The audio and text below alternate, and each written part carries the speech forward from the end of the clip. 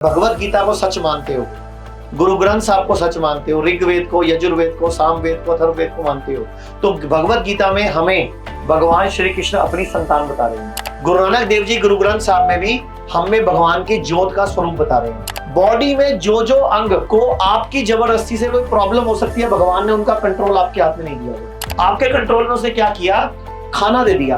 कभी शेर को देखा उसने गाय को पकड़ा हो, पहले तेरा दूध पीऊंगा फिर तेरे को खाऊंगा। 7 साल से मैं गेहूं चावल छोड़ चुका हूं, दूध दही पनीर अंडा नॉनवेज कभी नहीं खाया, और मैं फ्रूट सैलेड नारियल पानी जूस ड्राई फ्रूट्स मैं स्प्राउट खाता हूं।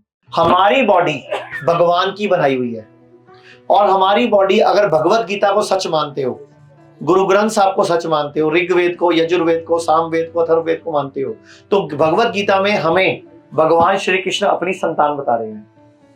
ऋग्वेद में भगवान बोल रहे हैं, जब मैंने दुनिया बनाई, मैंने जब ब्रह्मांड बनाया, आकाश गंगा बनाई, आपकी पृथ्वी बनाई, सूरज बनाया, चांद बनाया, सब लिखा हुआ, उसमें पढ़ लो, मैं श्लोक नंबर भी बताता हूँ। उसमें जब पृथ्वी बनाई, पहाड़ बनाए, नदियां बनाई, जलचर बनाए, उभयचर बनाए, नभचर बनाए।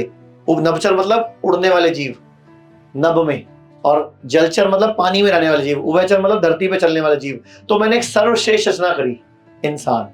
तो क्या कह रहा ऋग्वेद, भगवान ब्रह्मा क्या बोल रहे हैं ऋग्वेद में कि मैंने सर्वश्रेष्ठ रचना किसको करी? इंसान को। ऐसे ही फिर अगर हम सामवेद की बात करें तो सामवेद में बोला भगवान ने कि जब दुनिया बनाई तो मैंने मेरी छवि का निर्माण किया। भगवान कह रहे हैं मैंने मेरी कॉपी तैयार की, सर्वशक्तिमान, और उसको बोला मानव। भगवत गीता में भगवान हमें अपनी संतान बता रहे हैं। गुरु नानक देव जी गुरु ग्रंथ साहब में भी हमें भगवान की ज्योत का स्वरूप बता रहे हैं।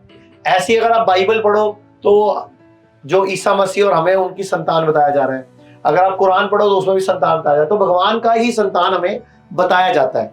तो अगर हम भगवान की संतान हैं तो हमें कोई शक्तियां वक्तियां भी होनी चाहिए। फिर बॉडी में जो जो अंग को आपकी जबरदस्ती से कोई प्रॉब्लम हो सकती है, भगवान ने उनका कंट्रोल आपके हाथ में नहीं दिया हुआ है। तो कुछ चीजें भगवान ने अपने कंट्रोल में रखी है, जैसे दिल की धड़कन आपके कंट्रोल में नहीं है। आपके कंट्रोल में क्या दिया भगवान ने, और वहीं फंस गया भगवान। आपके कंट्रोल में उसने क्या किया?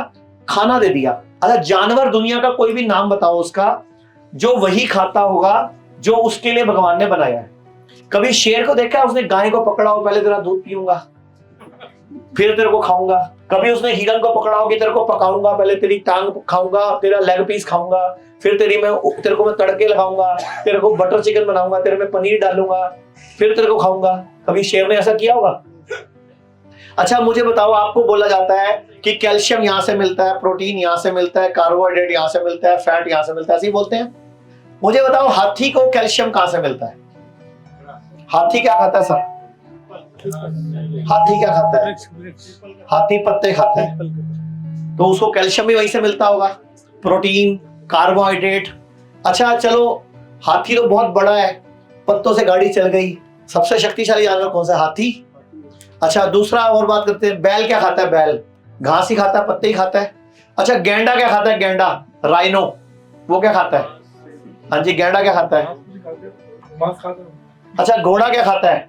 घोड़ा चने खाता है। अब सुन लो चने की बात। चना सर आपकी शादी वाले दिन फोटो खिंचाने के लिए खाया उसने। जंगल में चने नहीं पड़े, चना तो फोटो खींचने के लिए खाया जाता है, वो सालियां खिलाती हैं। ये तो सच्चाई, जब घोड़े को भगाना होता है ना तो उसको चना दिया जाता है। नहीं, मैं भागने की बात ही नहीं कर रहा था अभी, मैं बोल रहा हूँ जंगल में घोड़े के पास क्या है? घास भी खाता है वहां भी घास ही खाता है। तो चने कब खाता है? जब उसको लड़ने के लिए जाया जाता था। जब हम घोड़े से लड़ने जाते थे तो घोड़े को जब हम शादी करने के लिए जाते थे दूसरे गांव में, तो इसको चने खिलाते थे कि भैया घोड़े को भूख ना लगे, क्योंकि घास भारी है ना, कहां उठा के लेके जाएंगे, और चने से घोड़े की एनर्जी बढ़ जाती थी। ऐसे ही अगर आप मेरी गाड़ी अभी खोल लो तो मेरी गाड़ी में चना गुड़ पड़ा होगा, अभी भी खोल लो आप मेरी गाड़ी में चेक कर लो, चना गुड़ पड़ा होगा। मैं गेहूं और चावल 7 साल पहले छोड़ चुका हूं, वो भी नहीं खा पाते। 7 साल से मैं गेहूं चावल छोड़ चुका हूं, दूध दही पनीर अंडा नॉनवेज कभी नहीं खाया, और मैं फ्रूट सैलेड नारियल पानी जूस ड्राई फ्रूट्स मैं स्प्राउट खाता हूं। लोग कहते हैं आयुर्वेद गंभीर बीमारियों का इलाज नहीं कर सकता, लेकिन अगर पूरे भारत में कोई गंभीर बीमारी से परेशान है तो आयुर्वेद को ट्राई करने तो आ सकते हो ना, पंचकर्मा करा सकते हो, नुकसान तो कुछ होगा नहीं, लेकिन बॉडी हील कर गई तो जिंदगी आपकी बन जाएगी। और सभी प्रकार के हेल्थ इंश्योरेंस हमारे 120 सेंटरों पर चलते हैं।